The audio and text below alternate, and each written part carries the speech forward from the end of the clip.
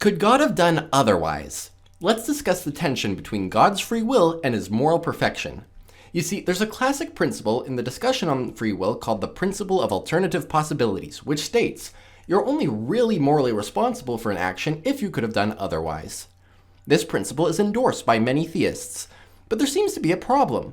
If a theist says that in some relevant sense, the ability to do otherwise is important to free will, the skeptic can then ask if God is truly free. For God is perfect, which entails that he necessarily does the best course of action. Always, period. End of discussion.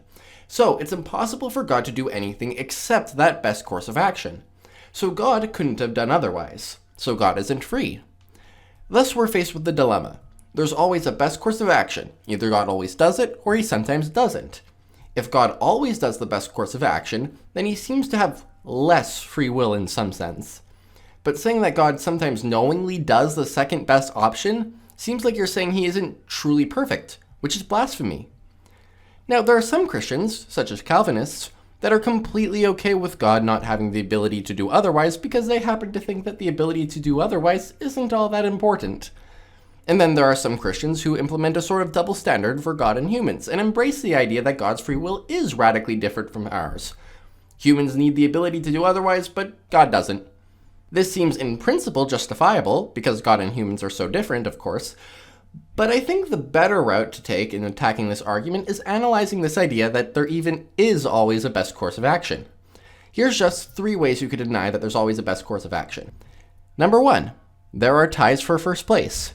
Say there are 2 courses of action, x and y. If x isn't better than y and y isn't better than x, so x is just as good as y, then God's decision to do x or y will ultimately be decided by his free will.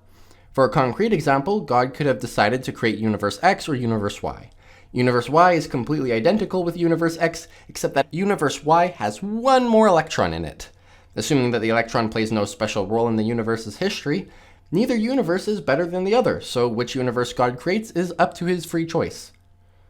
Number 2, there's an infinite ascension of increasingly better and better courses of action for God to take. So for any course of action, there's always a better one.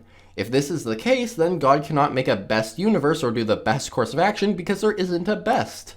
God would just need to make a good universe. That's not to say he must make a mediocre universe. It can be an infinitely good universe, even if it isn't the best. Now, intuitively, this makes it seem like God did something wrong. If this theory is correct, then even if he couldn't have created a best universe, he could have created one that was way better than ours. So he should have just done that instead. But notice that if you allow that kind of objection to get a foot in the door, then you could actually just reapply the objection. If God made a way better universe, then he passed up the offer of making an even better universe. So he should have just made that one instead. But he shouldn't have made that one because there's an even better one, and so on and so forth. So if this theory is true, then God needs to pass at making a better universe no matter what he does. Again, that seems intuitively wrong. Does God just have to settle with some non-best universe? But I think this intuition relies on a flawed view of what motivates God's decision to create. There isn't some unfulfilled need in God. God is not lacking in how much pleasure he has. He is infinitely satisfied within the eternally existing community of persons within the triune Godhead. So his decision to create is simply a gift to those he creates, an outpouring of his inner love. Under such a view of creation, it's misconceived to talk about God settling for a universe. We settle when we have a need which was only partially fulfilled. God has no unfulfilled needs. Number 3, deny that various goods are comparable. Beauty is good, righteousness is also good, but these are different kinds of good altogether. Now, with some cases, it's easy to compare whether one good is greater than another. The beauty of a flower is good, but probably not as good as giving to charity. So, how many flowers would it take to match the goodness of an act of charity? 10? 100? 10,000? Is there really a conversion rate from the goodness of acts of charity to the goodness of beautiful flowers? It seems that comparisons between one kind of good and another kind of good can't always be made.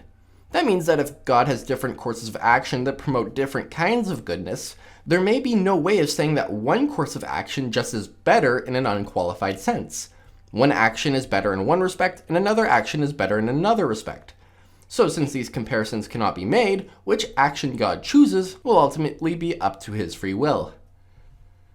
Now hopefully I've shown that the presupposition that there's always a best course of action is dubious at best. However, I thought of a way to maintain this presupposition and say that God could have done otherwise, and maintain that God always does what's best. How does that work? Math. Let's take a detour into discussing probability.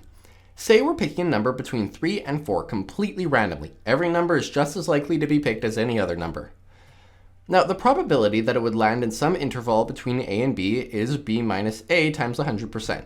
So the probability that it will be between 3.7 and 3.9 is 20%. The probability that's between 3 and 3.4 is 40%. Now, here's a question. What's the probability of getting exactly pi? Well, your first thought might be to say it's 1 over infinity. If you want to say that, it doesn't really affect my argument, but probability theory throws a hissy fit if you say this. And you need to reconstruct probability theory from the ground up. Rather, the mathematical answer that fits best is that the probability of getting pi is pi minus pi. That is 0. Am I saying that getting pi is impossible? No, pi is between 3 and 4, so it's definitely possible. Thus, something can be possible and have a probability of 0. That's kind of weird. To recap, getting a number like 2 is impossible because we're looking for a number between 3 and 4. And because it's impossible, it has a probability of 0. Getting pi has a probability of 0, but it's still possible. Getting a number which isn't pi, therefore, has a probability of 100% and is possible. This is all very strange, but also true. Now let's apply this to free actions. Say I'm deciding between choices A and B. B is good, but A is better. Now say I'm a nice person, hypothetically. There is some probability I will do A and some probability I will do B.